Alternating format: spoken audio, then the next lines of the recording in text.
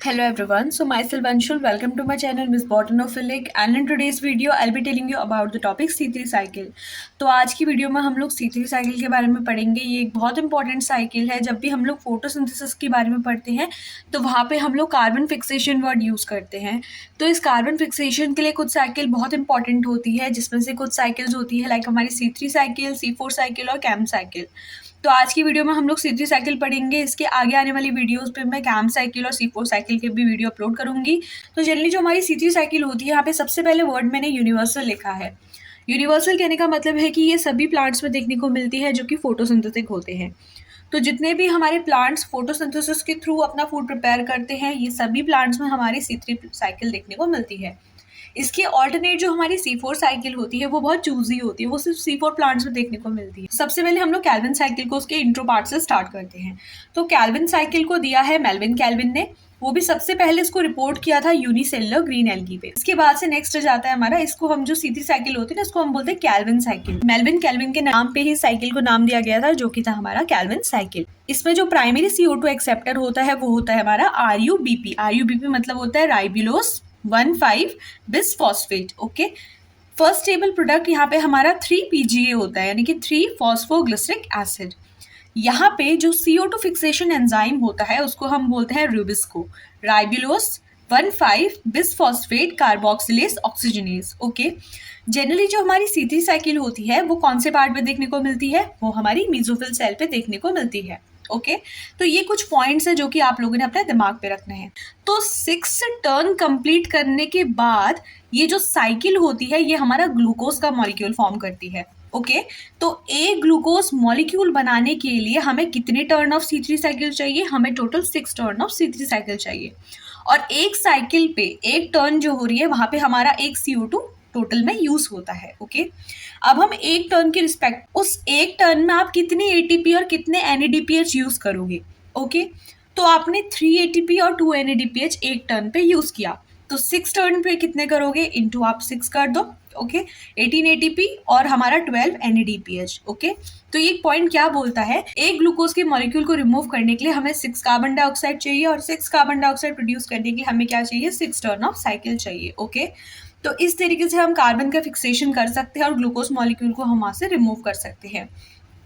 Then after this जो एक turn off cycle होता है, एक टर्न ऑफ साइकिल अगर 3 ATP और 2 NADPH यूज करता है तो 6 टर्न ऑफ साइकिल कितना यूज करेगा? 18 ATP और 12 NADPH। ओके, तो ये बेसिक रिक्वायरमेंट होती है C3 साइकिल के। So now this is a 3 step reaction mechanism of C3 cycle. अब हम लोग C3 साइकिल का मैकेनिज्म देखते हैं।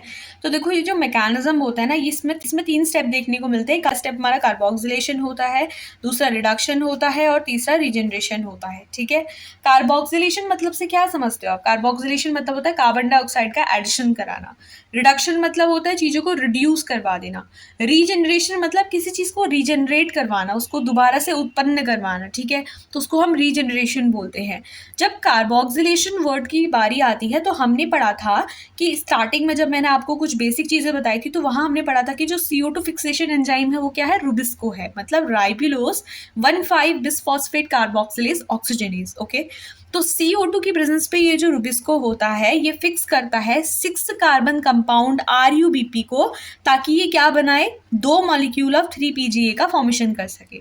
ओके, 3 PGA मतलब होता है 3 फॉस्फोग्लिसरिक एसिड और RUBP का मतलब होता है राइबुलोस 1,5 बिसफॉस्फेट। ओके, तो CO2 की प्रेजेंस पे क्या होता है? जो रूबिस्को एंजाइम होता है वो 6 कार्बन RUBP को 2 मॉलिक्यूल्स ऑफ 3 कार्बन PGA में कन्वर्ट कर देता है। ओके, फिर इसके बाद से हमारा अब क्या बना? अब हमारे पास 3 फॉस्फोग्लिसरिक एसिड का फॉर्मेशन हो चुका है।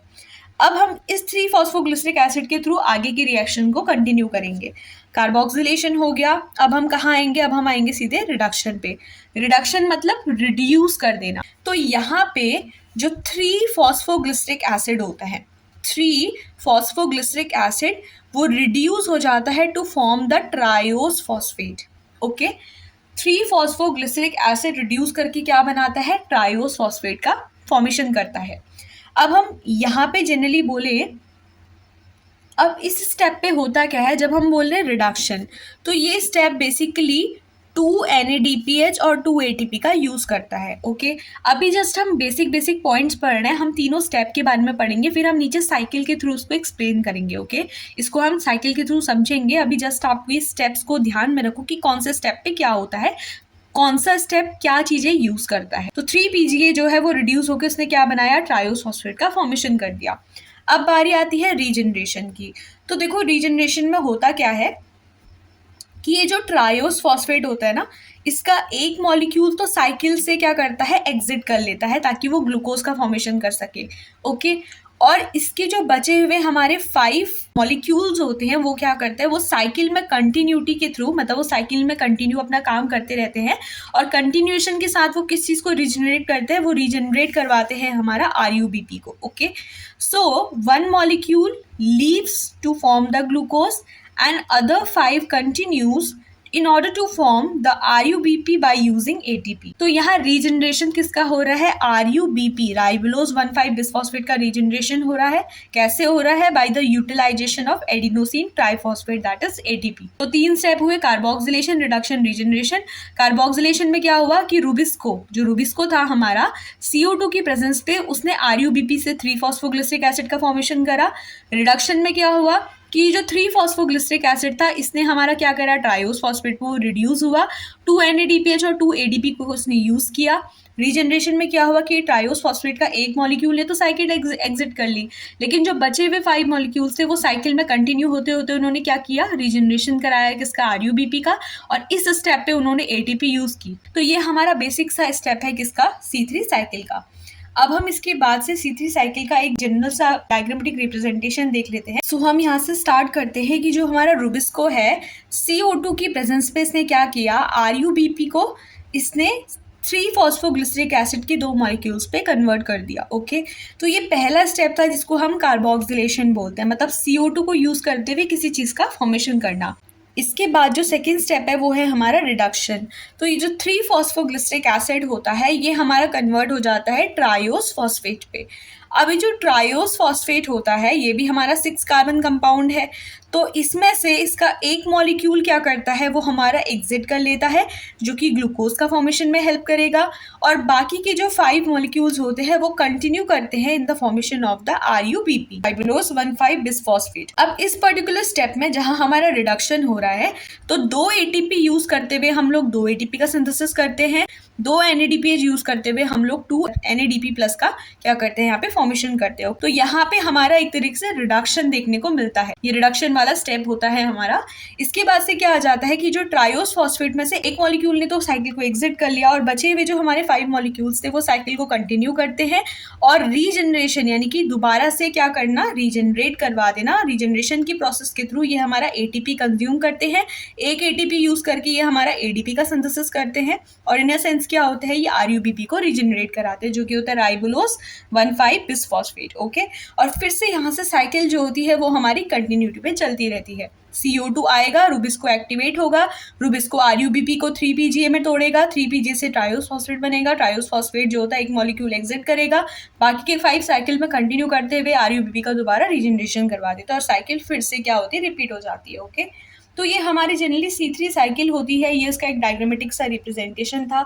अगर इसके सिग्निफिकेंसेस आते हैं तो मोस्ट ऑफ द टाइम जो एक सबसे इंपॉर्टेंट सिग्निफिकेंस हमारे C3 साइकिल का होता है वो कुछ ऐसा होता है कि जो C3 साइकिल होती है वो यूनिवर्सल होती है, मतलब कि वो सभी प्लांट्स में देखने को मिलती है।